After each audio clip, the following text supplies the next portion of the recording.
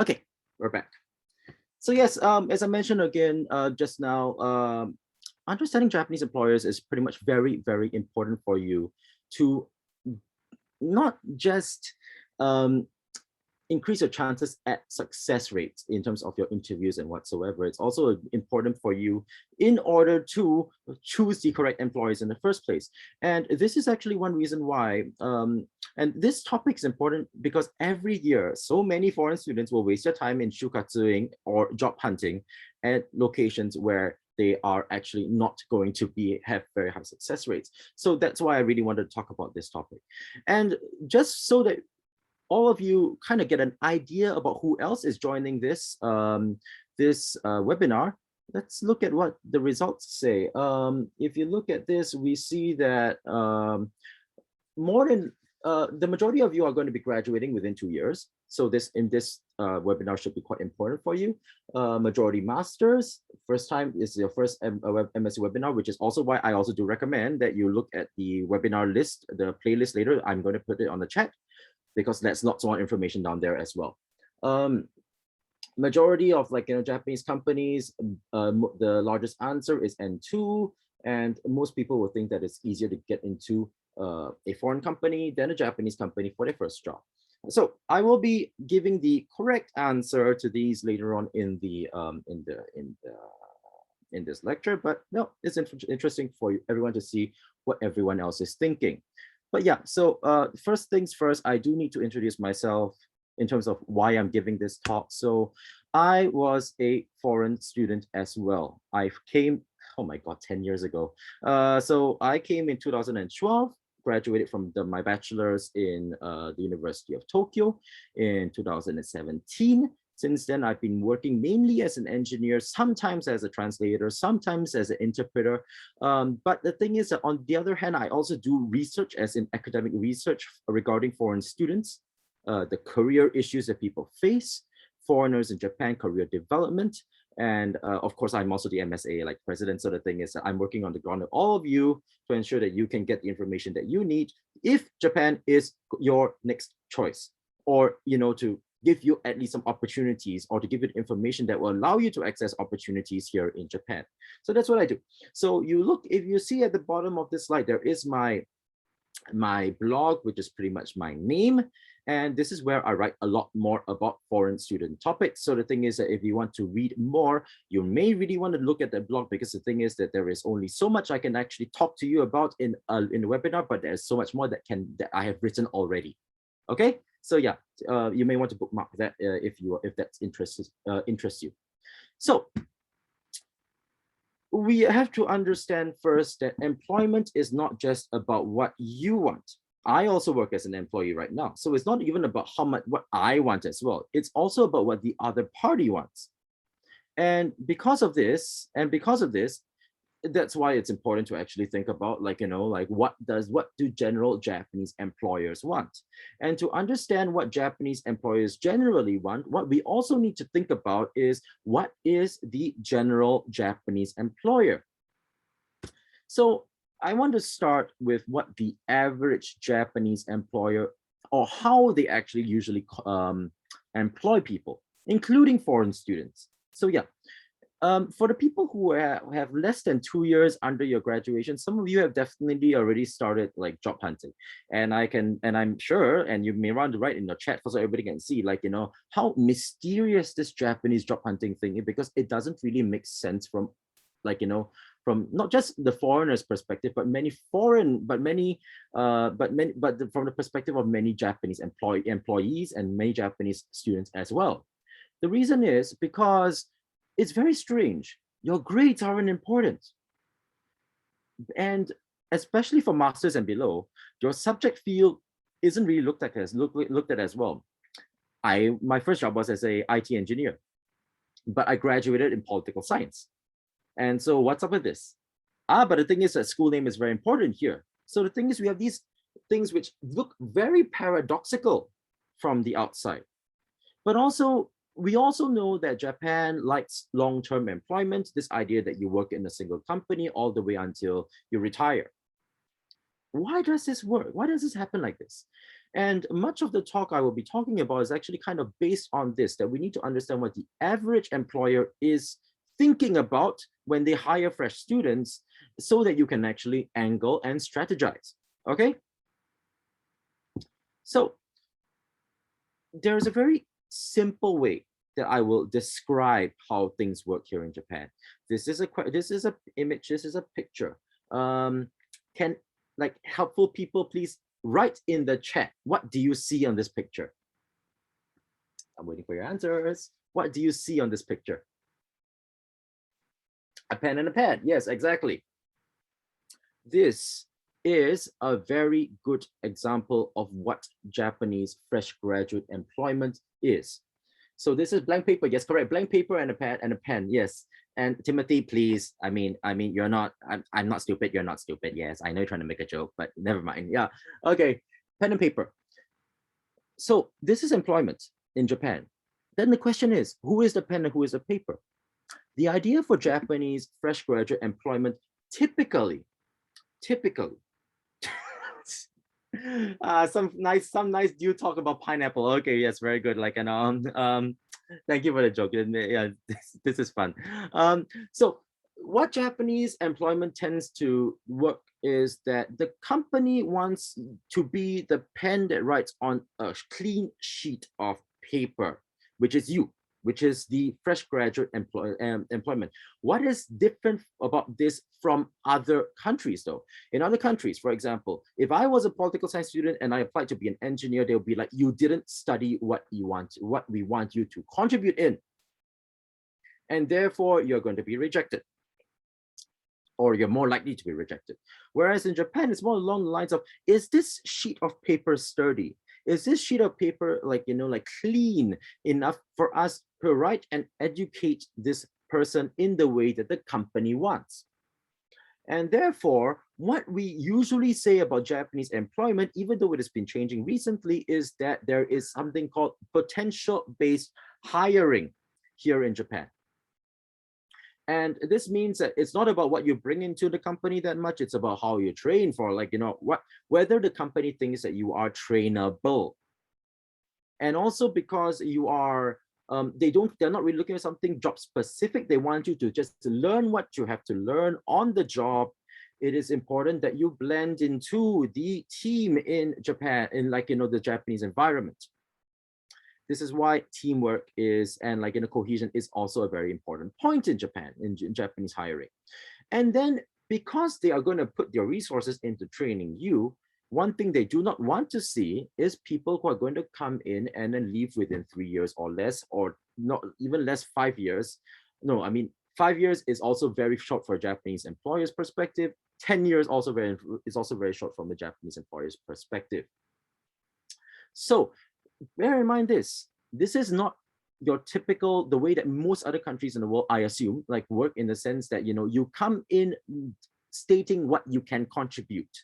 You come in with your skills. It doesn't really work that way in Japan. And that really does color and influence the whole way that the Japanese employment system works. And so I just want to go from here into more details about what does this actually mean in terms of what they're looking out for in employees. So what does this actually mean? This means this. So this is a survey done by Disco, that was published this year. What do you look out for when you're hiring foreign students? And this is for this is for companies with experience hiring foreign students, by the way, not companies which have not. You see that the number one item on the list is your Japanese ability, followed by your communication skills, ability to cooperate. Your base intelligence, specialist knowledge is all the way at the back. Notice that even for STEM subjects, which means your science, technology, engineering, and math graduates, specialist knowledge is only slightly higher than your ability to cooperate, and even then, it's still number 3 in the priority list. I will explain a bit more about this, but this kind of gives you a little sense already about how things may be a bit different from what you're expecting here in Japan, especially as a fresh graduate. If you are applying as a mid-career, things are a bit less are more focused on your exact skills. But the thing is that fresh graduates, this is really like the atmosphere that we're looking at. And the first thing first is I would want to talk a bit more about what this Japanese is. Because of course, people can want Japanese, but how much Japanese do they want? And this I will bring up from a different survey. This is from, I believe, a recruit. Actually, no, sorry. The previous survey was Disco in 2018. This one is the most recent one. How much Japanese do you demand from your foreign student hires? Recruit 2021, and this is what we see. For the minimum, you're looking at, there is 30% of companies will want an N1. 46% N2 and 18.9% will want at least an N3, will require at least an N3. What this also means, and the thing is that if you look at the second bar at the bottom right, the vast majority of companies will prefer an N1. This does mean that, you know, your Japanese is a big consideration point in terms of whether you can beat the competition, especially for the competitive companies here in Japan. And so to summarize this graph, I want to say that, in short, significant numbers of employers start considering you at N3. This is around 20% of the Japanese economy. The majority will start considering you at N2. And this is where the biggest answer just now actually is correct. Yes, the majority of companies will consider you at N2.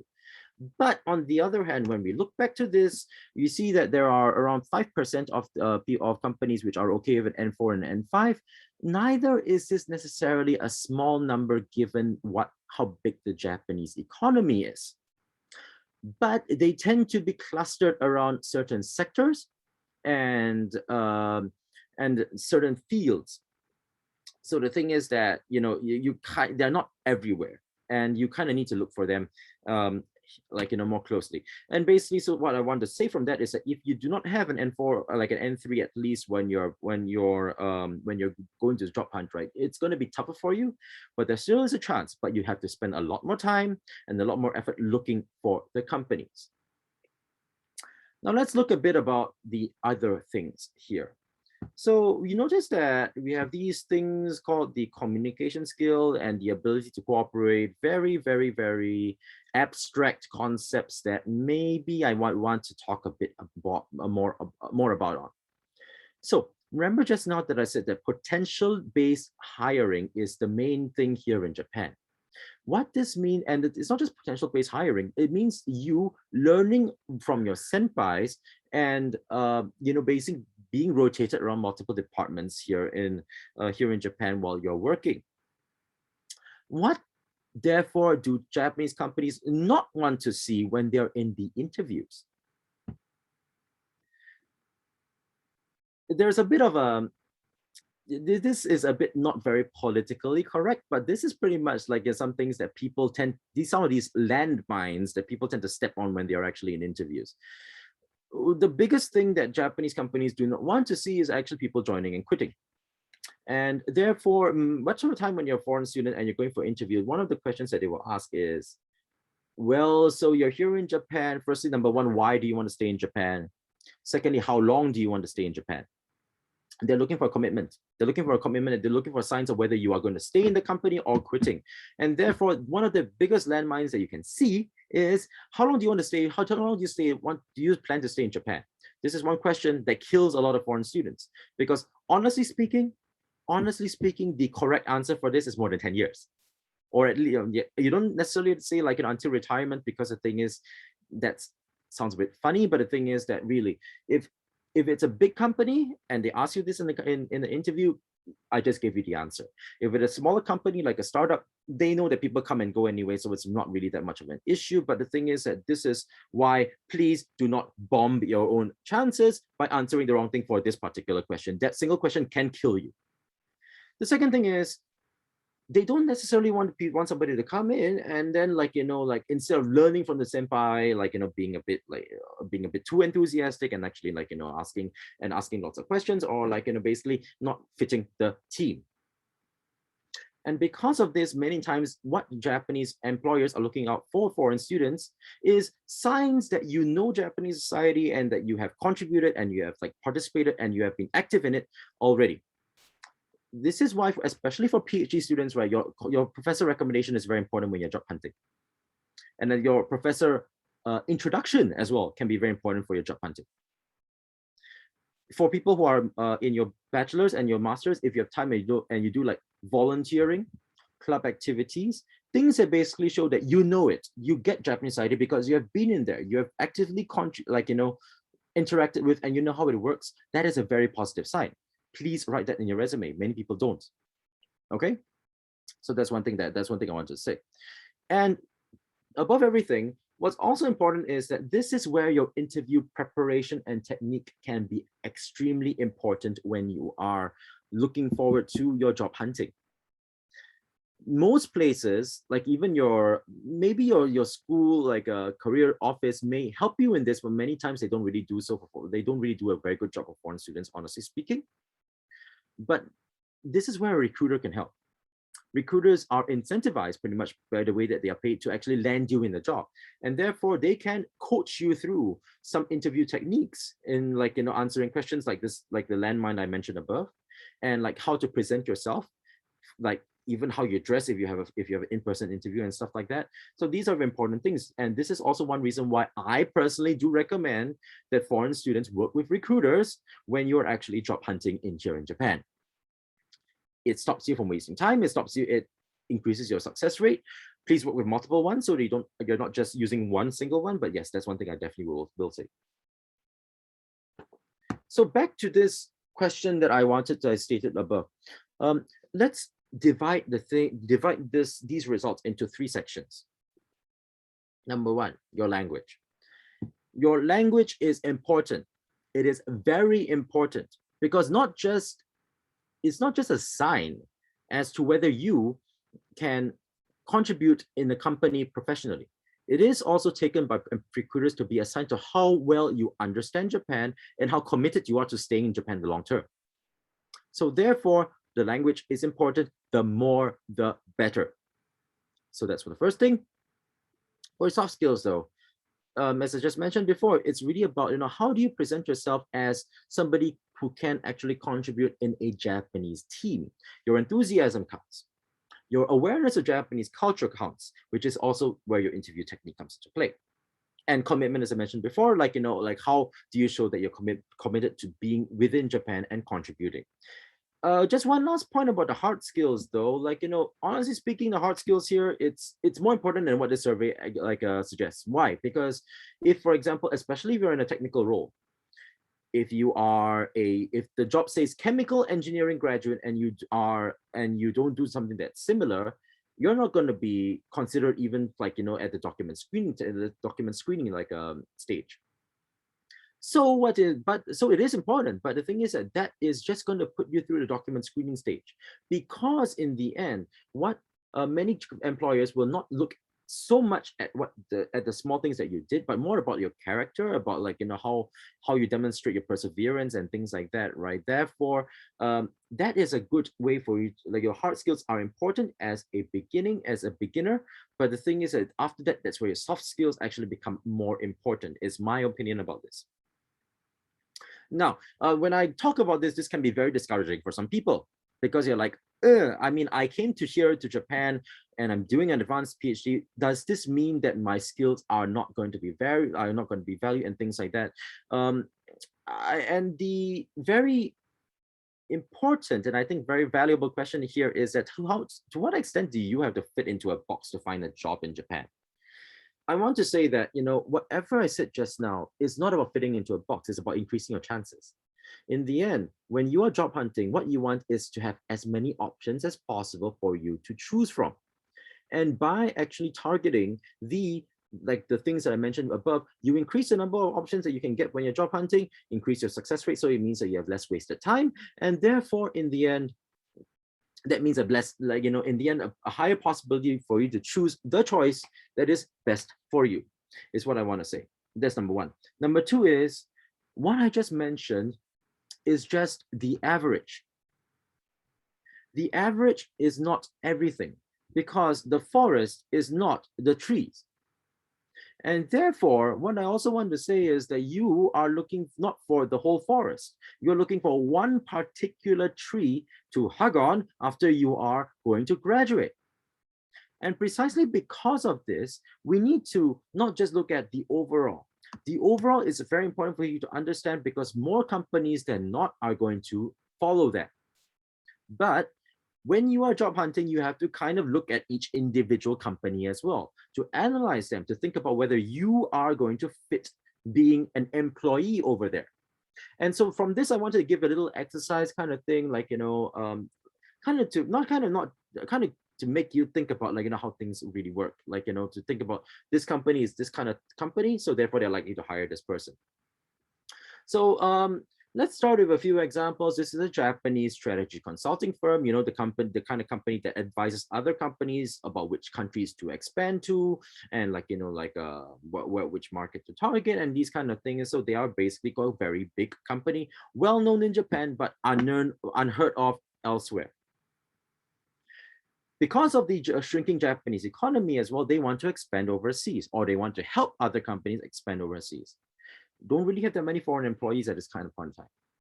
So I'm going to give you, like, let's say maybe 15 seconds. Just think about it for yourself. Throw some ideas around the head.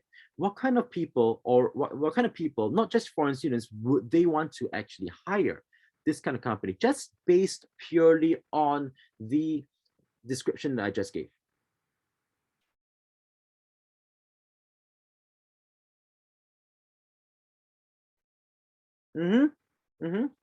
People international exposure. Yep, possibly. Yep, it depends on how you actually phrase it. But the thing is that, yes, that's one thing.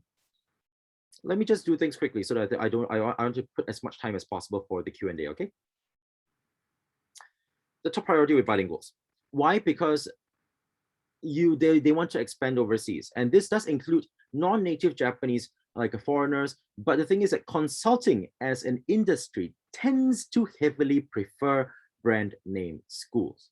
This is just the way that consulting tends to work. And yes, generalists to be the thing I mentioned about potential based hiring, yes, kind of, because that is going to be the bulk of the hiring. But if you are bilingual and you can show that you speak professional level Japanese, preferably N1, but N2 at least, you have higher priority over the general people, so to speak. But consulting as a whole, because of the preference for brand name, they are less likely to be open to applicants from weaker school names. Not always, but this is just a tendency.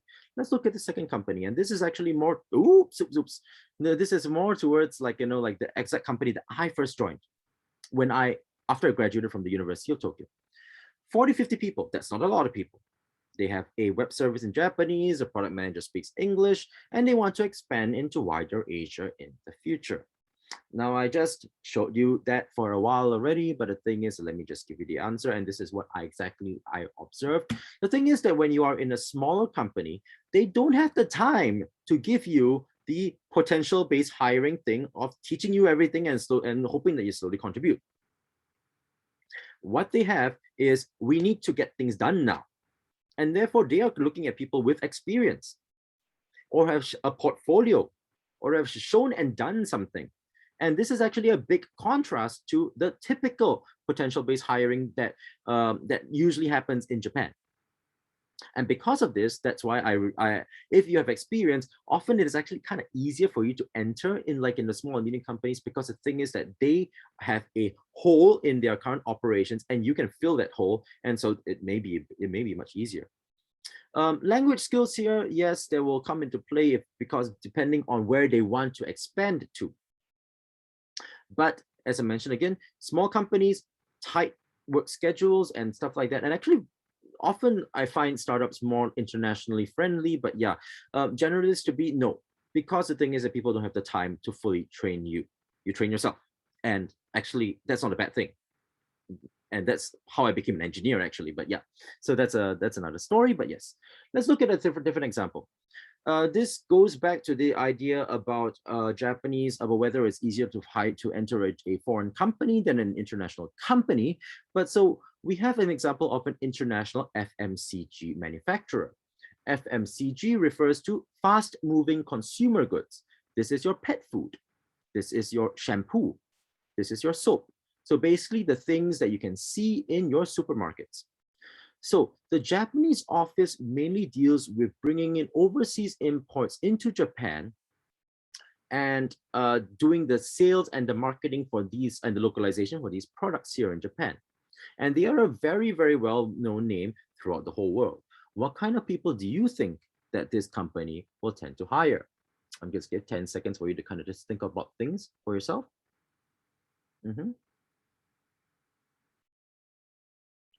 5, 4, 3, 2, 1. This is an important example because they are unlikely to look for foreign students actually. In fact, because the thing is that you're looking at sales and marketing, unless you are very, very near native, if not native level Japanese, the Japanese native person who's going to be applying with a decent English score is going to be much more advantaged over you. And because it's sales and marketing, your Japanese mannerisms, etc., are very big. Notice this. This is an international company, but what they're doing in Japan is very local and very domestic. And generalist to be, but I put this example out, and this is actually very common in Japan, that the international company does not actually want to hire foreign students. Many times these companies will hire foreign job switchers, but not foreign students, because the thing is that, like if it's sales and marketing, it's going to be the Japanese native, no matter what, has a very big advantage over you, So what I want to put from this is that, number one, just because it's international does not mean that it's going to doesn't mean that it's going to be favorable to foreign students. Number two, there are many foreign companies who still hire foreign students though, but you need to think about this. What are they doing in Japan? And this is where research is important. If they are doing sales and marketing in Japan, the Japanese native is going to have a advantage. If they have a research team in Japan, then a foreigner who is also a researcher can also be hired. So let's move our understanding beyond just what is domestic and what is international. It really goes beyond that. So yeah, think and research about what the company does. Do you fit into that picture is what I want to ask. Last example, Japanese manufacturer D. Large corporation known both in and outside Japan, like these kind of things, like Panasonic and Sharp, and Sharp isn't Japanese anymore, I guess, but well, and places like that. Yeah, R&D division is bilingual. Factories in Southeast Asia. What kind of people do you think this company will hire? 10 seconds. And I turn on the fan because it's getting a bit hot.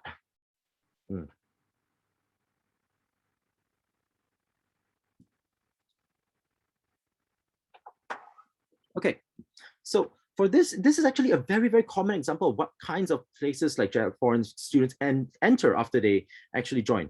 Why? Because number one, if you are a STEM student, the thing is, and the R&D division is bilingual, you do have a high chance of getting in regardless of Japanese ability. But even then, note your mannerisms.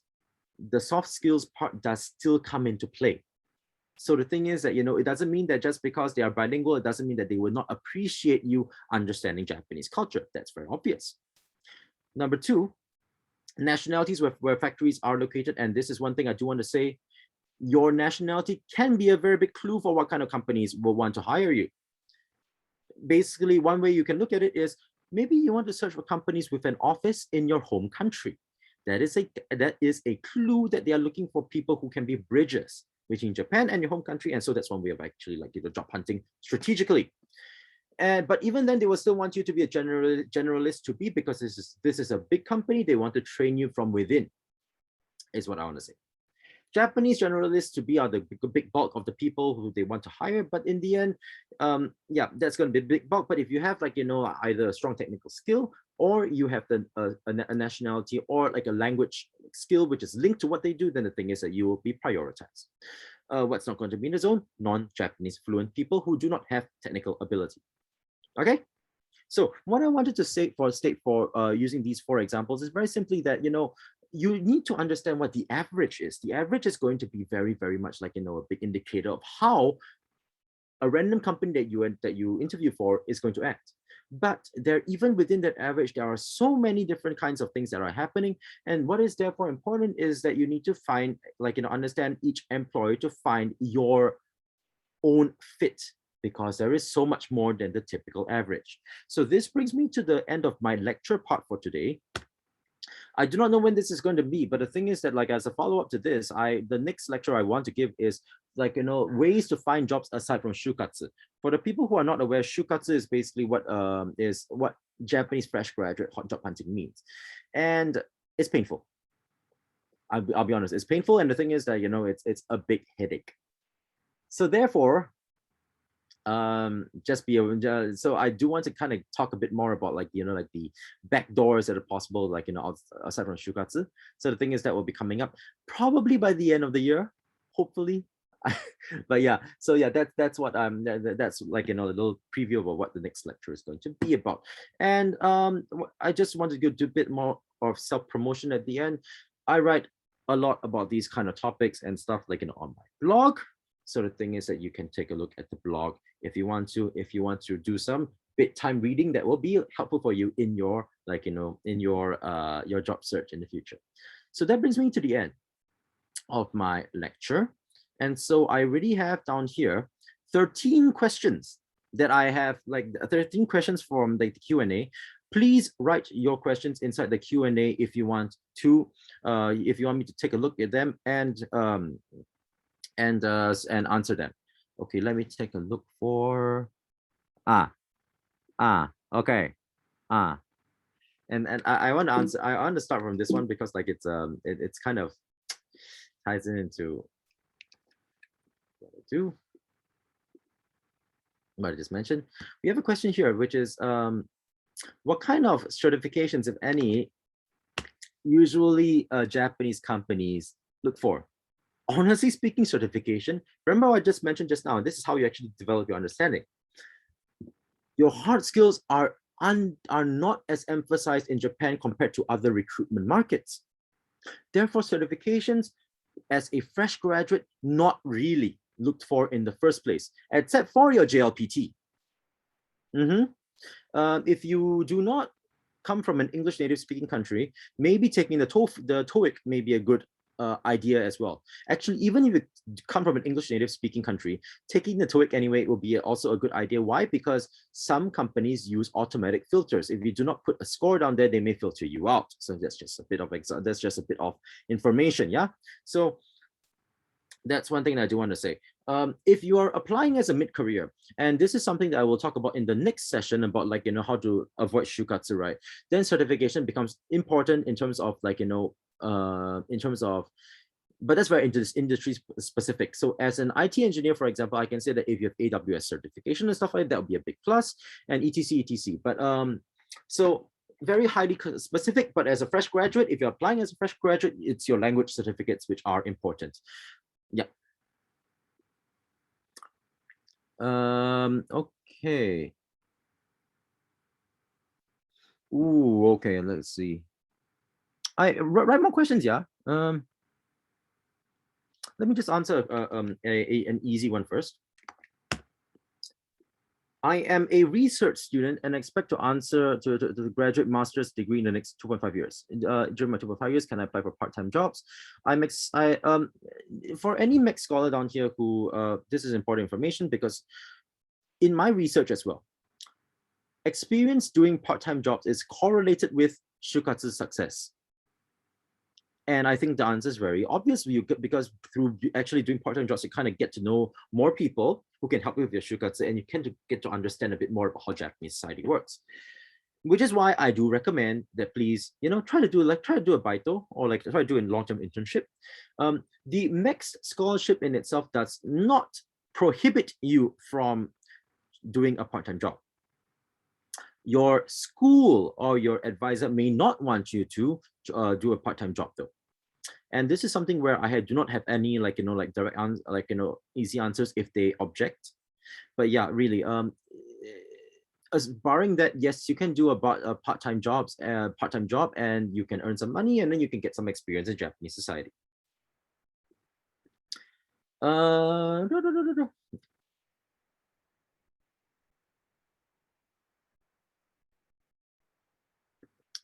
Okay, sorry, like I've got this. Okay, so I'm taking a look at the chat. Temporary job. Sorry. Ika, could you put your question inside, like, Ika and Singy, could you put your question inside like Q&A so that I don't have to look at two places at once. These are important questions anyway.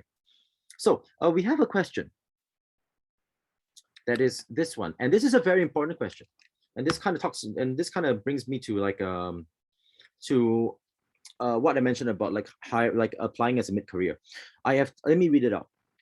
I have 2 years of work experience prior to pursuing my master's degree in Japan. Am I still going to be treated as a fresh graduate, or will my previous experience be recognized and act as an advantage? Also, the company I worked previously with is a Japanese company located at a home country. Will this give me an advantage in getting future jobs in Japan? Let me answer the second part of that first. Does experience in a Japanese company in your home country work as an advantage? The answer is yes. Why? Because it is a clue to the Japanese employer that you actually have experience in a Japanese environment. So it definitely is a plus. Now, regarding the first question about whether you are going to be treated as a fresh graduate or whether it's going to be recognized and act as an advantage, it depends on how you apply. With 2 years of experience, 2 years of work experience, you still can apply as a fresh graduate here in Japan. In which case, will it be an advantage? It depends on how you package it. Okay, just point, yeah. Half of what your shukatsu is going to be what you are, what you have done, but half of it is going to be how you package it. So with the correct packaging, it can be a big advantage.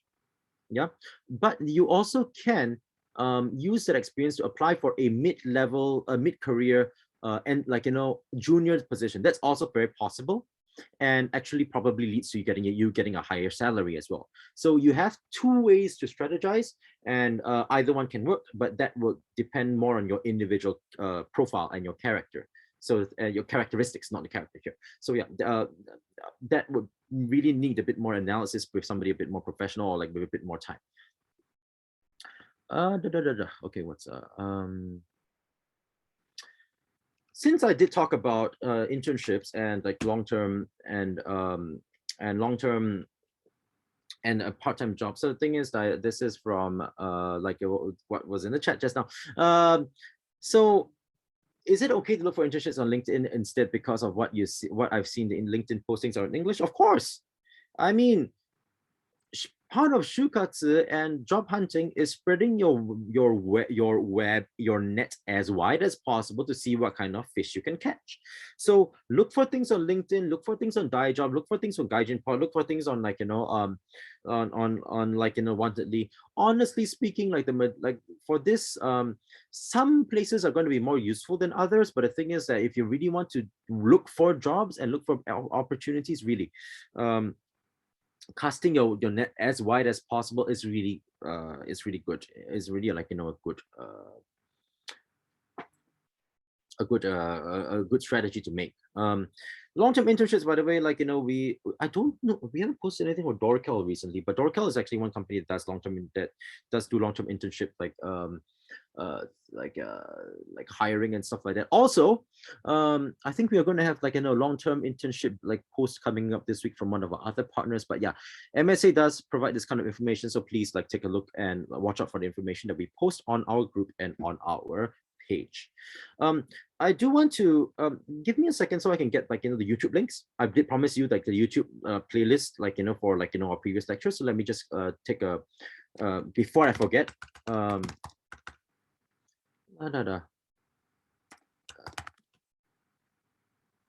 Okay. Now where are we? Okay. My channel. Yeah.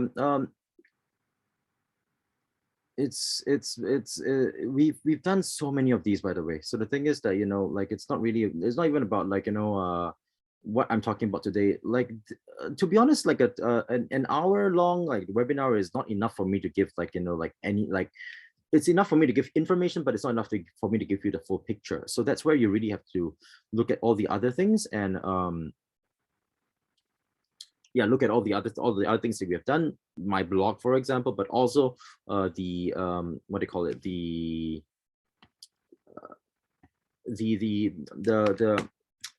webinars that we have done before. The webinar list that we did in January is inside the chat. You may want to open it now, because the thing is that like a YouTube does, like the Zoom will not save this conversation once it's done. But yeah, please take a look at this. You may want to bookmark it. Watch the review. Watch the videos which are most relevant to you.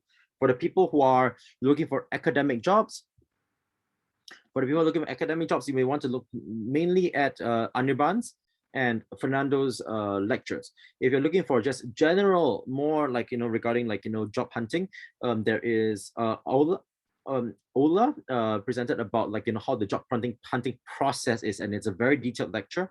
I was talking about how to prepare for job hunting, so people who are 2 years and less may want to look at that. Gustavo was talking about like, like how he actually had to, he angled himself, self-branded into like, in a very like effective way. And so we got other like all these kind of stories as well. So all these stories are there inside the playlist. Please take a look at them, because those can be very, very helpful. And which is why, let me look at the, ooh. Okay. Let's answer this one. I think this is relevant for everybody here, many people here, because you are many masters and graduate students.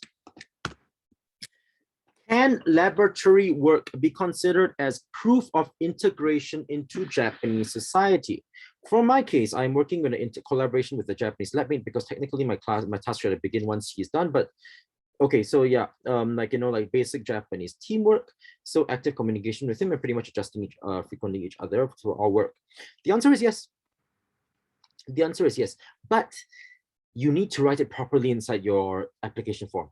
So when you are applying for a Japanese company, and if you're doing it in a very Japanese way, you're looking at like, your ES, that's got an entry sheet, and there's something on there called a jikopiaru, which is basically write what you want to emphasize.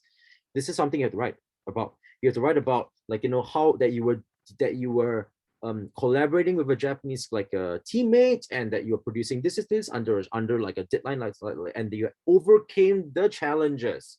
Important thing, overcame the challenges through perseverance. That's something that many Japanese employees would like to see. So yeah, as I mentioned, you half of it is what you have done, half of it is going to be how you write it. And so for this is something that you need to write properly inside your resume, your ES, your CV, whatever, and then like, think about how you want to answer this in terms of the interview. But yeah, this is a positive thing that people will consider. Question about like about things. This is an important question. And we talk about like the range of types of companies that that exist. So for the graph of soft skills, Japanese, and hard skills, what does the demand look like for foreign IT companies such as Google or Amazon? Would hard skills be the most required ability? Yes and no. Depends on how junior you are. If you are applying for a junior role, then of course your hard skills are not going to be that important, because people understand that if they are hiring for a junior position.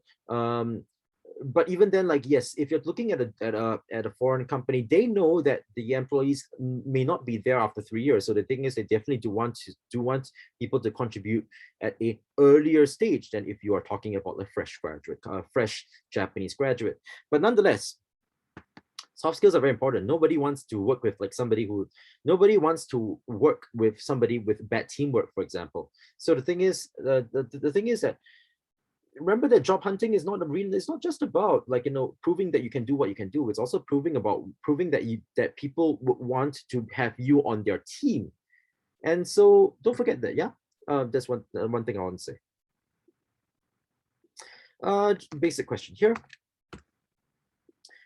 Does Shukatsu happen in a specific time of the year? The answer is yes.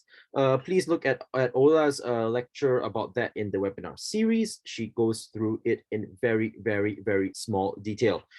It doesn't mean that you only can do Shukatsu. There are other ways of doing job hunting, including, for example, like applying to companies which do like a full year-long assessment. But the thing is that yes, Shukatsu, the majority of companies do follow the Shukatsu calendar.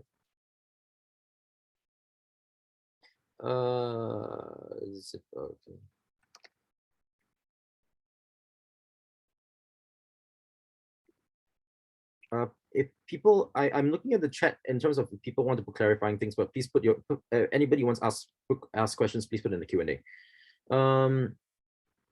Okay, now this is an important question for people. And I'm assuming that this is also important because many of you who are master students are thinking about whether you want to go into a PhD. Okay, so the thing is that this is an important question. I think I do want to address it. Do companies treat PhD holders the same as master's holders? And how easy is it to get a job with a PhD? I'm difficult for me to say. We understand, okay, for if you are a master's arts and humanities graduate, the way that you job hunt is pretty much almost the same as a bachelor's. There is no big difference in job hunting unless, for example, you use a master's and you go to a think tank or something like that. You go to the UN. So yeah, but when you become, and for STEM subject masters, you can either do job hunting the same way as a bachelor's, or you can do things as using a master's and go into research, like in a research institute if you are a STEM subject holder. You do have that choice. Now, when you talk about PhDs, do companies treat PhD holders the same as masters? The answer of it does really depend. But, and for example, like, one of the MSA Exco people graduated with a PhD in communications, but she's just doing a typical office job right now, like, in Otemachi, so probably a big company.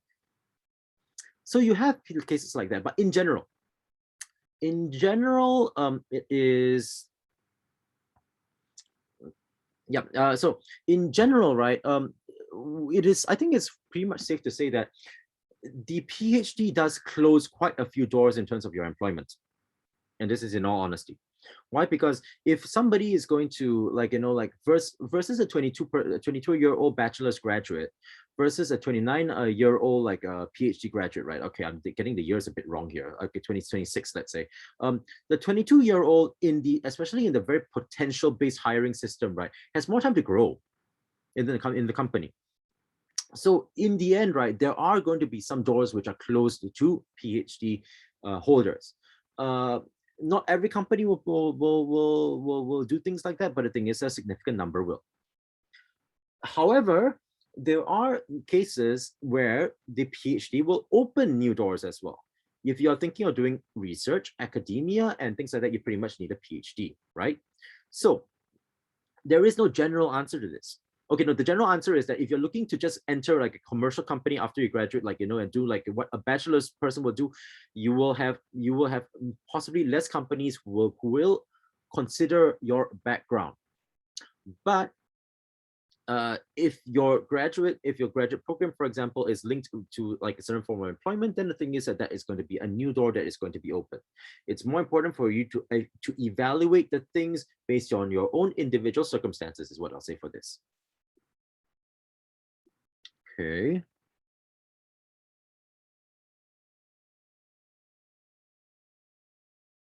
Oh, okay.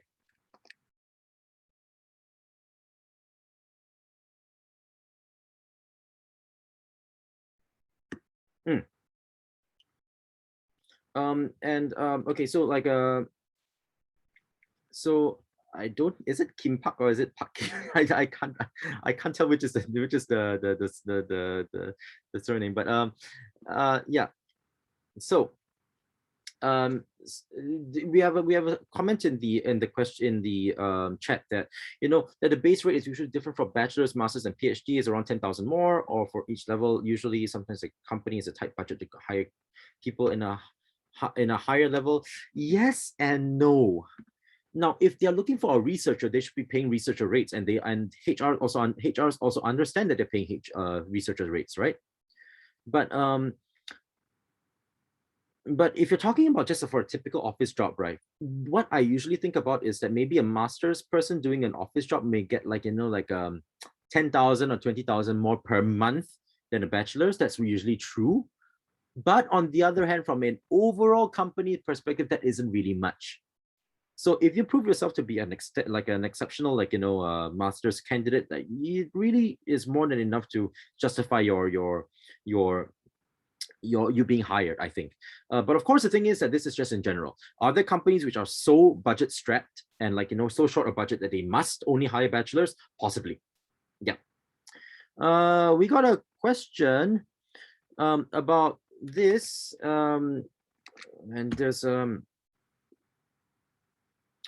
and this is an interesting one. Is it true that Japanese companies categorize student CV forms as per prestigious schools like Keio, Waseda, Tokyo University, and others? The answer is yes.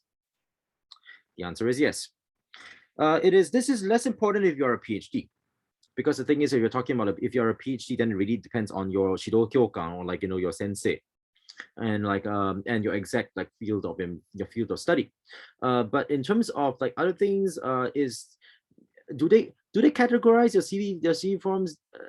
Yes, it is an open secret in recruitment in Japan. I wouldn't be too worried for Mac scholars though. Oh, please, if you are a Mac scholar, please write that in your CV.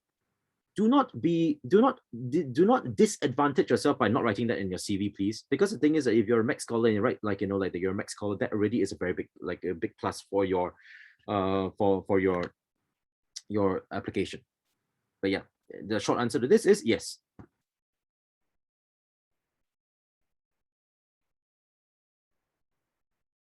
Mm-hmm.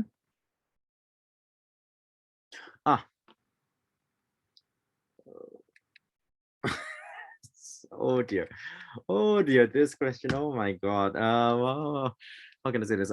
Can fresh graduates make use of MyNabi for job hunting? Is MyNabi credible and or feasible? MyNabi is the largest. MyNabi is the largest job portal website for fresh graduates in Japan right now.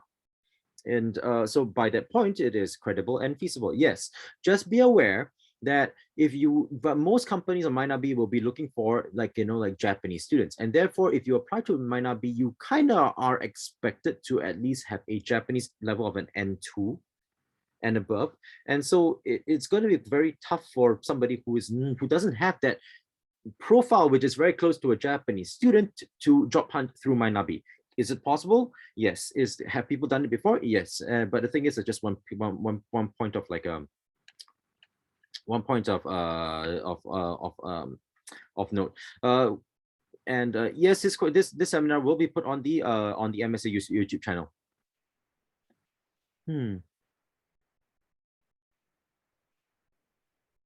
I think I answered I think I answered Sabrina's question about being a Mac scholar. Is it useful to find a job? Yes. Write it in your resume, your English resume, your Japanese resume. Write it. Do not write it. Yes. Okay.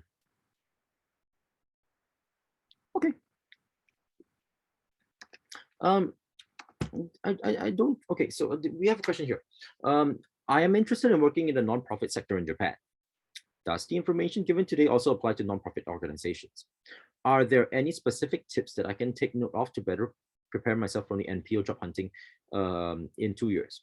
I am not well acquainted with the NPO sector here in Japan, but I can give you some general things. Number one, NPOs do not like the startup that I mentioned just now. NPOs are often not very big organizations. If you're joining a very big NPO, that's a different thing. But often they're not very big, right? And so because of that, they need people who can join and start contributing quickly. So having some hard skills there can really help. Translation, design, coding, whatever. So yeah, that's one thing.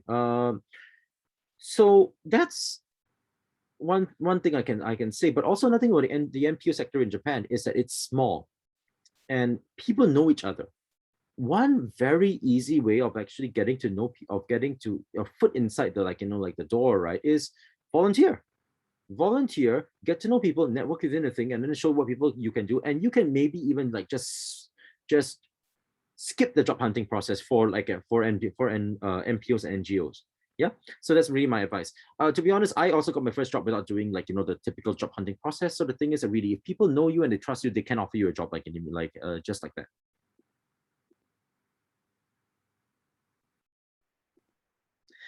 Just like a quick question for this. In what part of the resume should we put like your MEC students? Because the education section of the Japanese format is rather limited. Number one, it should not be actually very limited.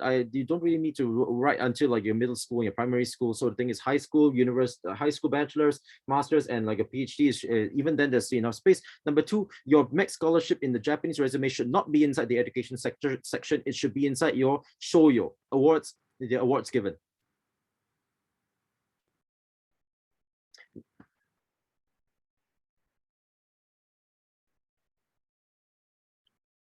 Okay.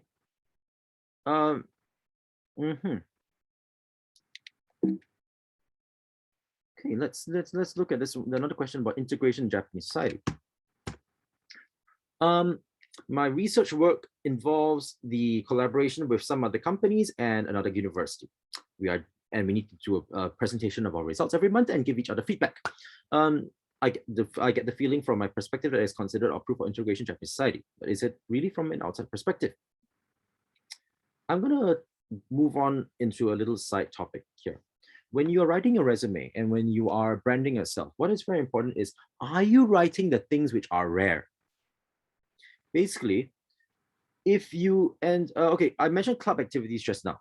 But honestly speaking, this is what this person actually has put inside the question is actually much rarer, right? The fact that while a student, you have done cross-university research and with actually a private academic collaboration. This is rare in Japan, quite rare in Japan.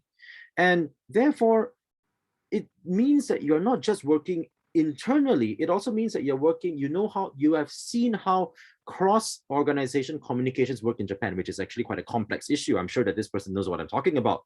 So write it. Definitely. This is very good, something that's very good for you. And very good for you to to put inside your profile, and also for you to actually explain in your interview.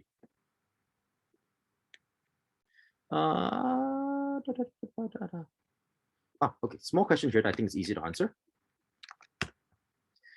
Has it been possible to apply without a GLPD, like just submit Japanese grade courses from university? My answer to this is that so far my 9.5 years in Japan, I have never been asked for my GLPD certificate a single time.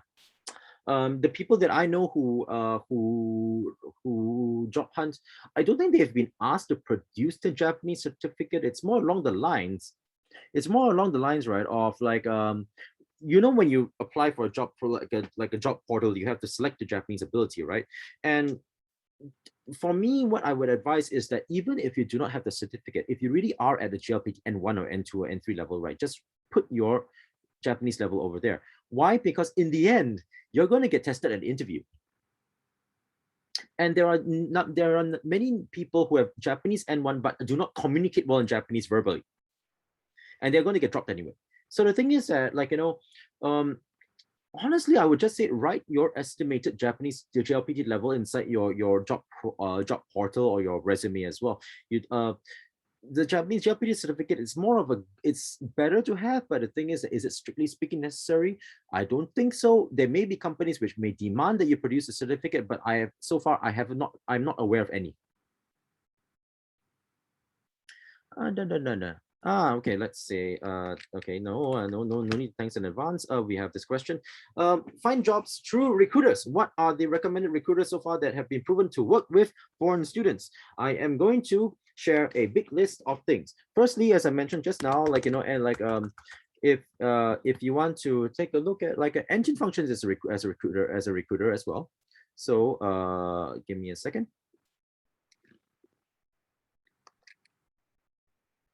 I mean, So yeah, Engine functions as a recruiter. The other companies that we work with as MSA, right, involve let's see, Shukatsu is one, let's socialize is one.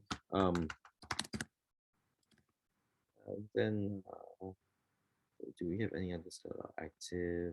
I'm sure we do, but I just can't think of them at the beginning on the top of my head. But yeah, honestly speaking, if you want to find it, look at MSA's social media. The people that we pass information on behalf of are generally good companies, and they have done good things for foreign students. Yeah. Okay.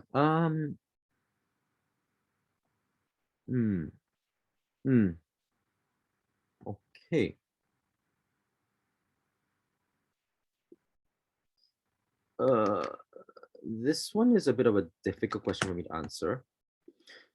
What kind of person do you think one can use as a referee? Is it necessary to you to be a Japanese? In the first place, if you're being hired as a fresh graduate, it is very unlikely that they need a referral. I'm assuming that this means a referral. If you're looking at things from a mid-career perspective, then not really. Actually, it doesn't really need to be a referral from a Japanese person. I think that it's more along the lines of what's more important is what the person says about you, yeah, and how the person brands you as well, in terms of your work ethic, how well you work in a team and stuff like that. And okay, we have another recruiter-based question here. So higher chance of getting a job through work at recruiter. Do you have any recruiter recommendations? I answered that already, but I heard that if you apply through a recruiter, your salary will be less than a person who applied directly to the company. No. Generally speaking, no. What is true is that, of course, if you go through a recruiter, the recruiter has to pay fees. They have to pay fees to the recruiter, right? But actually, okay, depends on the recruiter. Some recruiters don't do things very well, but the way that things work is that recruiters tend to get a percentage of your salary when they place you into a job. And when they do so, and because of that, the higher your actual salary in the end, the more money they get. So actually, it's more like they're more likely to try to increase your salary than otherwise. However, if they find that you're having difficulty having some difficulty in landing the job, they may try to convince you to accept a lower salary to get the job. That may also be true. Well, generally speaking, no difference. Specific CV for job hunting in Japan, and then we have this, and then we have another question here, which is about the resume template that the Japanese companies usually prefer. Your ES, it's called the entry sheet. So your entry sheet template can be found online. It can just be Googled, or actually, if you want to, you can go to your nearest bookstore or your school bookstore and actually look for where you can find the printed sheet. So yeah, that's simply it. Is there an English version sample of it? Generally speaking, if the company allows English resumes, they will just accept your English resume. They won't ask you to write your English resume in the Japanese format. Okay, these two are finished.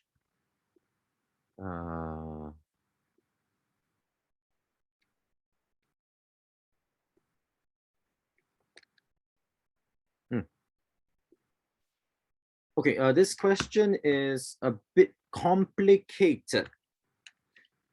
Temporary job up to 1.5 years after you graduate from a master's degree. But the thing is that there may be a gap between your master's and your PhD, and therefore you are thinking about getting a temporary job to fill the gap. Is it possible to get a job in Japan in that kind of short time? Honestly, yes, but it depends on what kinds of jobs are you willing to do. You in Japan, right? So basically, you can't really do combini jobs as a on the job visa, unless it's the job hunting visa where you can do combini and stuff like that. But I mean, if you don't mind, I guess you could try to be an English teacher for 1.5 years. They're kind of short of teachers, I believe, right now, because the thing is that people can't come into Japan right now. So if you really want to think about that, that is one option. If it's just to plug that gap, then that is really one option. If you're thinking about having a full-time job, and knowing that you want to quit 1.5 years like later on, it's going to be tough. I mean, if the company knows that you're going to quit in 1.5 years, unless you currently have a skill like design or like coding that is immediately applicable to a company, right? Getting a job for 1.5 years, right, is going to be tough. That's what I'll say. Is okay. Okay, now this is an interesting question. How realistic is it to get a job in Japan and some years later get transferred within the same company to other country in which the company operates? Is this common? It's not exactly common, but it's okay. Let's put it this way.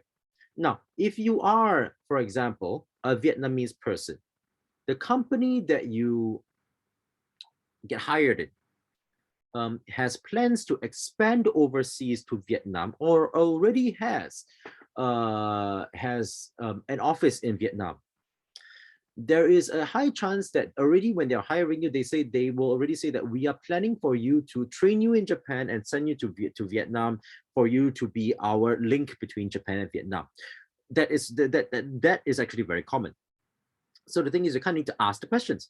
Ask, like, so you have this thing in my home country or that other country, like, is it possible that I get transferred? And if that is pretty much if that is the understanding at the point that you get hired, then the thing is you have got high chances, yes. I will say this though, and this is just in all brutal honesty, right? I would say the majority of like, foreign, like not majority, half of the foreign students who enter their first jobs in Japan, right, will quit within 3 years. And therefore, one honest piece of advice that I can give people is that it's okay to aim to get transferred to a different company, like, a different country under the same company, but there's also reasonably high chances of you only going abroad in your second and your third job. Therefore, in the first place, maybe what you would want is simply think about your first job as a place where you can get skills and maybe some, like, some proper, like, some experience, skills and things to write in your resume, such that you can increase the chances, not just in your first job, but also in your third and your second job for being transferred overseas. Is some advice I want to give. Okay, this one I've answered. Okay, let me just talk about this. Yeah. What kinds of industries want to hire for international students specifically? In general, IT, very clear. IT is very clear. It's huge shortage of coders for every coding applicant, or, like, a person on the job market. There are 8 open jobs from what I saw in the survey last year. So yes, coding.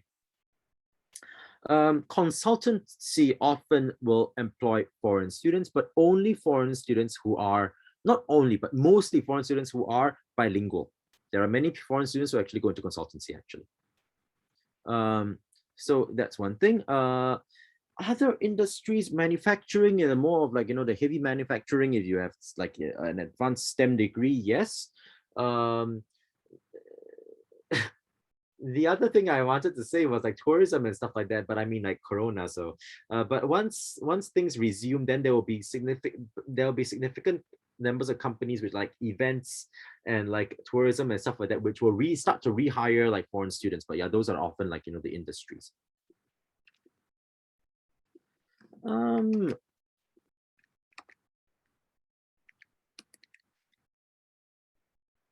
Okay, good question from Taha. Okay, when I say bilingual, do I mean their own language in Japanese, or do you mean any 2 languages? And I mean Japanese.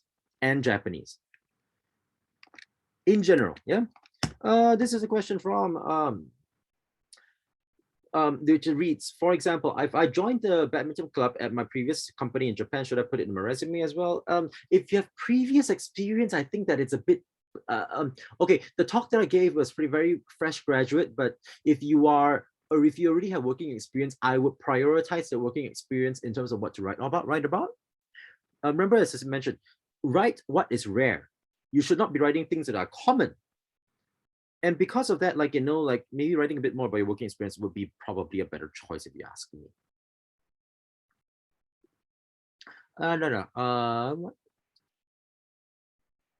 No.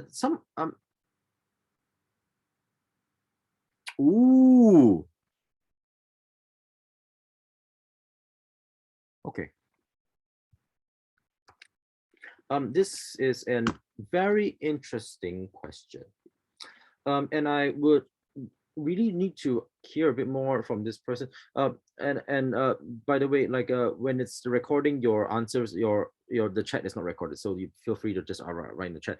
When you're saying that you're working in this company right now, right? Like, do you mean working overseas, or do you mean working in PNG Japan?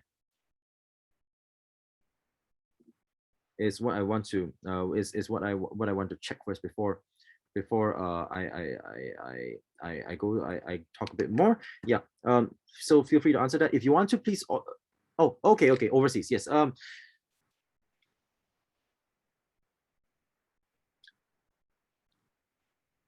Just a few points that I want to point out. I want to state here. Number one, Japan is one of the company. Is a country that actually does not actually value the MBA that much. The percentage of like advanced of highly paid, like, like what do you call it, high level executives with the MBA is pretty much 4%, which is actually very low by advanced economy standards. Will you be able to get a job for the under the YLP if it's only a 1-year program? The answer is that actually it's not even about whether it's a 1-year program. As I mentioned just now, like, your studies don't actually matter that much in Japan, because, like, it really doesn't matter. The breaking points are more likely to be how much Japanese do you speak by the end of that 1 year. The experience that you have right now is going to be useful. The MBA is a net plus, but it's not a big one. So yeah, Japanese is going to be, like, I think a big thing, if you ask me. So yeah, if I were to give you like some like advice, I would really say like work on your Japanese as much as possible, if in your particular situation. Okay, so and then we got this question, which I think is quite pertinent. Do Japanese companies look into age when they're hiring fresh graduates? The answer is yes. And it's not just a yes, but okay, it's a yes, but the yes does not apply that much to foreign students. Because the thing is that, like, I think many Japanese employers understand that there are you come to Japan after, like, possibly like going to language school. You start your university only after going to language school and stuff like that. So it's not that important for fresh graduates, for foreign students. But yes, they do look at it. They really do look at it. So just be aware of it.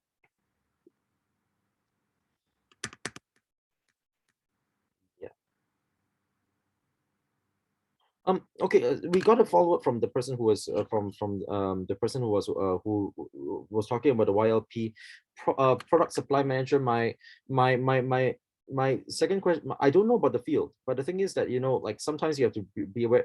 This is a good point for anybody who have work experience overseas. You have to think to yourself and ask yourself, how relevant is my work experience overseas to Japan?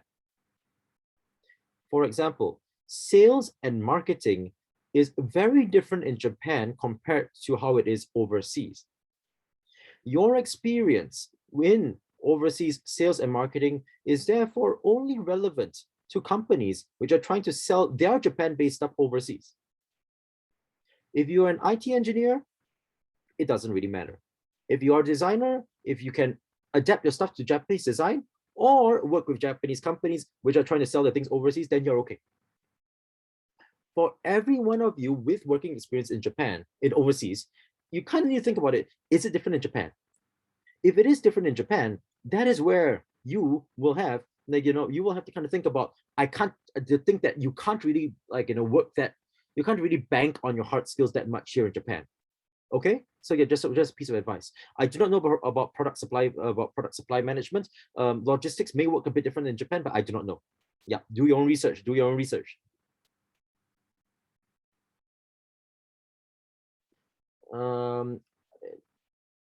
Sorry. Small question. How long is a job hunting visa? Generally speaking, 6 months, extendable once to at most a year. Generally, I think there's an exception for 2 years, but yeah. So that's one thing. And is it easy to find a job in agriculture after graduating master's in a Japanese or international company? Agriculture in Japan is quite conservative. in terms of like, their working culture and stuff like that. So agriculture, honestly speaking, I mean, I this is just as somebody who roughly knows, but I don't know the exact specifics. Yeah, so I may be saying something that is a bit not accurate, but my understanding about agriculture is that it's very conservative here in Japan, which means that is it easy for a foreign student? No. It's you're gonna have to fight with other like with many like Japanese graduates, and most likely you'll be expected to have a very advanced like Japanese level. Maybe unless you're doing something that's more research based though, then I wouldn't be sure. But in general, this is the impression that I will get. I can give you based on my understanding. Okay, this is done.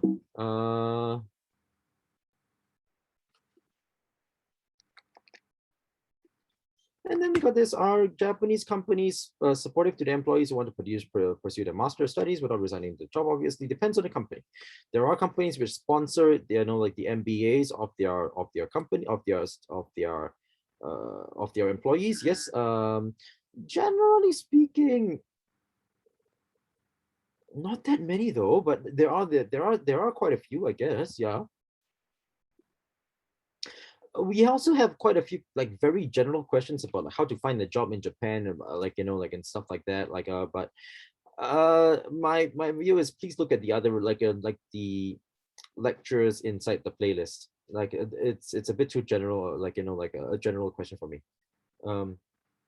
Yes. So like what?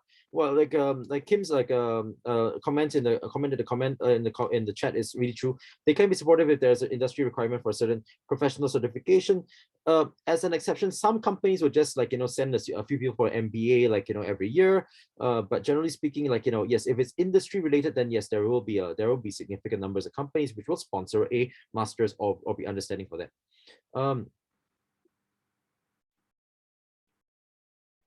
I have time for one more question, and I'm going to do this. What is the most common job for Mac scholars in humanities to go to? Honestly speaking, there is no most common. All of us are spread all around, like in Tokyo, like doing random things. In the people that I came with, this is the undergraduate batch of 2012, right? We have, and I mean, this is just very normal life. There is somebody who is let's look at it. IT engineer came in, like IT engineer, me IT engineer, working in events, working in promotions, working in it's just, I guess for humanities, it's just like being like it's for lack of a better word, right? It's pretty much just joining a company and becoming part of a company. So there is no real common job here, really. Though of course I'm sure that some people are become like professors and for if you are PhDs, but yeah. So yeah, that's pretty much all I can say.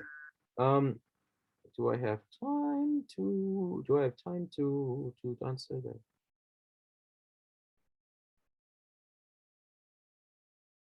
Okay, let me just answer this.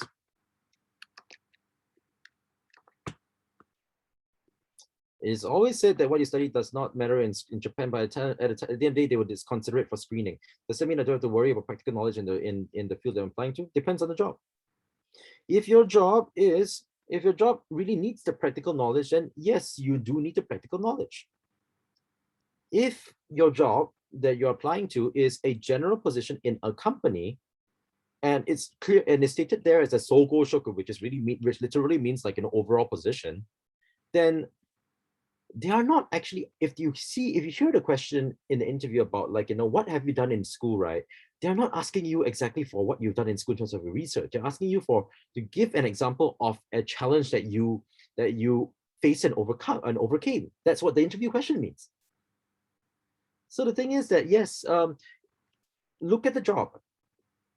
If the job is asking you about if the job says that they're looking for a technically savvy person or somebody with expertise in a certain field, which is possible. For example, if you're doing economics and you are applying to a research institute for economics risk assessment and stuff like that, then yes, very, very relevant. But if you are applying even for the same company as a sogo shoku in the general job hunting process, then when the interview asks you what do you do in Japan, they're actually asking you to show signs that you've actually put in the effort and that you will put in the same effort inside the company. Yeah. So that's what I have to say about that. Look at the job, look at the exact like circumstances. But yeah, sorry, I can't really like answer every single question, because like many of that this is already 1.5 hours of me like killing my throat, because my throat's already a bit dry right now. But yeah, so really I hope that what I was talking about today really was of benefit for all of you. And once again, I'm sorry I can't really answer all the questions, but many of the questions have either been answered on my blog, or have been answered inside the list of like the YouTube playlist that I've shared just now, or they have so yeah, remember that this webinar is not going to solve all your problems. No webinar, no series of webinars is going to solve all your problems, because in the end, in the end, right, this is meant to increase your chances. There is no such thing as absolute success or failure in Japan and job hunting in the whole world. Just a little bit, like, if people have not bookmarked the playlist already, like, like that, it's there once again inside the chat. But yeah, feel free to add me on LinkedIn as well if anybody wants to add me. Or like, it's just like Austin Zeng. If you want to search for me, like, I also post my articles on LinkedIn, and yeah, hopefully it was beneficial to all of you. Yeah, so the thing is that like I'm very glad for all of you came today as well, and that hopefully like like this has been of benefit for everyone. And really, good luck to everyone. Look out for more MSA and job hunting things in the future as well. We know that this is one of the things that we do that really helps people, because I know that many of you, and including me as well, like, like we want, even though we may not exactly want to as the absolute first option to stay within Japan, we want to know what the options are. Yeah. And in the end, like, you still want to keep your options as much as possible. All that we are talking about today is to help you do that. Okay. Yep, and I am looking forward to seeing you in the next webinar. But if everybody's okay, I'm just going to close the webinar in 15 seconds. And I see some of you are very active already, and adding me on LinkedIn. Thank you very much. Okay.